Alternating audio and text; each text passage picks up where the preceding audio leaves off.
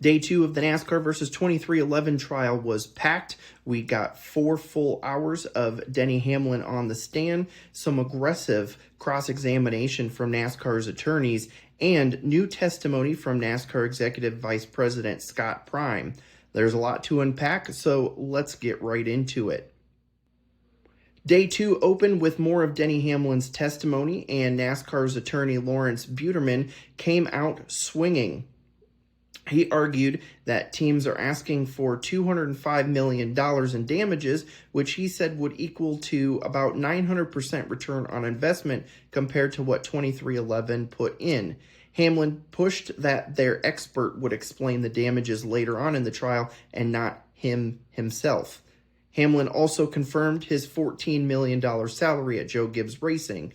When asked why he made more than most drivers, Hamlin responded by saying, "Most drivers don't win the number of races that I do."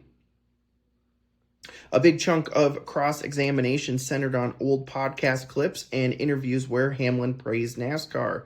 Hamlin explained he was promoting the sport and often repeating NASCAR talking points because criticizing NASCAR publicly usually leads to a phone call from leadership. He even said if someone in the industry speaks negatively, everyone knows they get a call. An ex-employee of JTG Daugherty Racing on Twitter backed that up, saying in 2012, NASCAR once threatened to fine her team after she tweeted confusion about the all-star race format. Buterman tried to paint Hamlin as inconsistent throughout the day. He mentioned an interview where Hamlin called the next-gen car a net positive, which conflicted with his previous testimony, saying that the startup car cost teams around $400,000 instead of the $250,000 they were promised. Hamlin said those earlier comments were promotional and not a literal cost assessment. The NASCAR attorney also brought up 2311 Racing spending $1 million per year renting the building owned by Hamlin and Michael Jordan, and Hamlin being responsible for roughly $45 million in total, which includes a large part of that being loans. It also was brought up that a couple years ago, Hamlin was considering selling his shares of the team at one point out of frustration, but Hamlin said that it was mainly just to get the owners of 2311 to listen to him. He also told Michael Jordan and Curtis Polk that charter talks were optimistic, even though he now says that the system is broken. Hamlin has said in response to that he has to be positive around Jordan and Polk because if Jordan bails, the team is done. He also mentioned that they are one sponsor lost away from going into the red. There was debate about spending habits throughout the day as well. Hamlin admitted that leadership has to keep him in check. Buterman highlighted that 2311 Racing allegedly spent 17% of their annual budget on a holiday party in 2021. Hamlin defended this, saying, "We take care of our people." The tone shifted when questioning moved towards the 7-year charter extension, as NASCAR attorneys pushed, saying that NASCAR made concessions during the negotiations. Hamlin grew increasingly frustrated and said they conceded 2 or 3 small things and none of the major ones. Hamlin said multiple times NASCAR is a monopoly and emphasized that the documents don't lie. The judge has already ruled NASCAR is a monopoly for the purposes of this case, so that's settled law there and can't be argued with.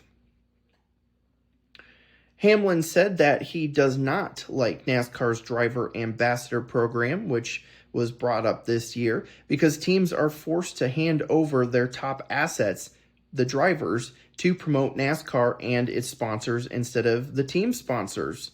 He also said that teams have to give 40% of that money back to NASCAR for marketing.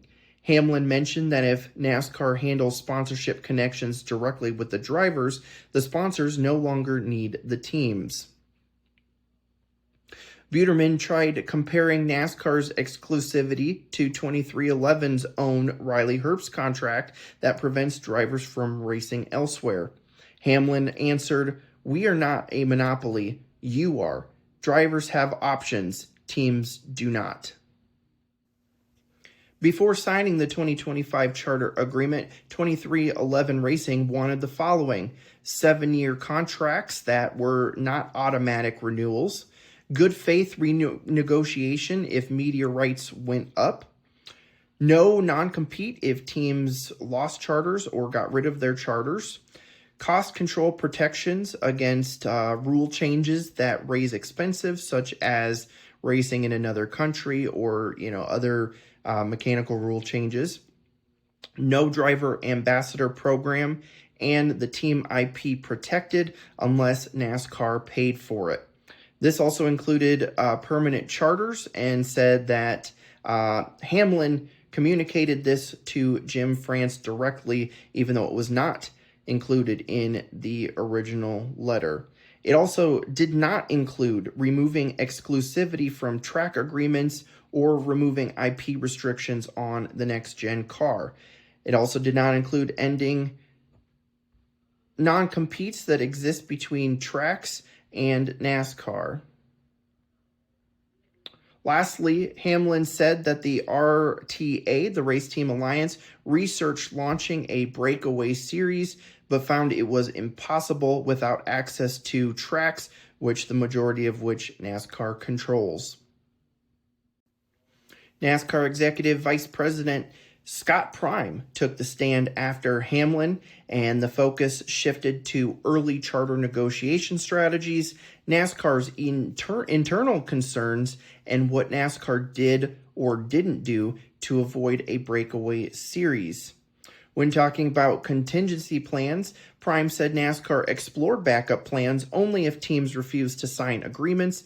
He said these weren't definite plans, just possibilities for getting cars on track. NASCAR's lawyer tried to get Prime to deny teams compete with NASCAR for sponsors.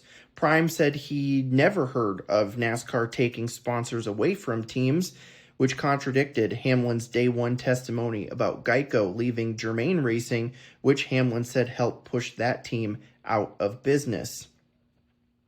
Prime acknowledged that a breakaway series could provide leverage for teams and is something NASCAR wants to avoid, referencing the CART and IRL split from the 90s. Prime also said that track non-competes were necessary for securing multi-year agreements. The one example that was brought up was SRX. The team's attorney, Kessler, brought up that Speedway Motorsports allegedly wanted to host SRX events, but NASCAR said no. Prime said he wasn't involved in sanctioning agreements.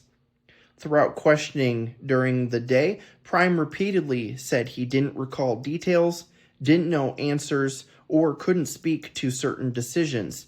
Kessler then asked Prime's salary, and Prime responded with saying he earns $400,000 per year, which was clearly meant to show that he's not just a low-level admin. The jury today also saw group texts from the top NASCAR executives, including Steve O'Donnell, Steve Phelps, and, of course, Scott Prime. One message from Steve O'Donnell referenced the negotiation approach and warned that it was getting close to a comfortable 1996 F the team's dictatorship motorsport, redneck southern tiny sport. Those texts continue tomorrow as Prime's testimony will resume.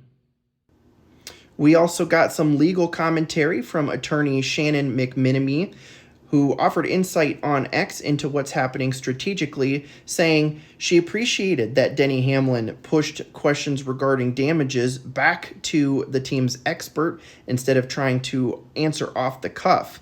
She also said that the goal for both sides is to humanize what is otherwise people with a lot of money fighting about money. And based what has been written in emails and text messages, the jury will definitely know there's a lot of animosity between both parties. She said the documents don't lie is likely the heart of the team's strategy and would guess that they tested it with a mock jury and it went over well. She said that it's a theme that she has seen resonate well with juries in the past. She also said that calling on executives early on is a bold strategy because you risk interrupting your story early on in the trial, but it can also give you a window of getting less practiced answers. That is day 2 in a nutshell. A lot of heat, a lot of contradictions, and a lot of daylight between how NASCAR and 2311 view the same documents and conversations. Tomorrow we'll get more from Scott Prime, more internal texts, and likely a better picture of how NASCAR executives handled negotiations between closed doors. A special thanks to the following people for their information: Adam Stern, Bob Pockris, Kelly Crandall, Matt Weaver, Deb Williams, Claire B. Lang, Jeff Gluck, attorney Shannon McMenemy, and Emily Grindstaff. Make sure to subscribe, come back for day 3, and let us know in the comments what you think about what happened today in NASCOURT.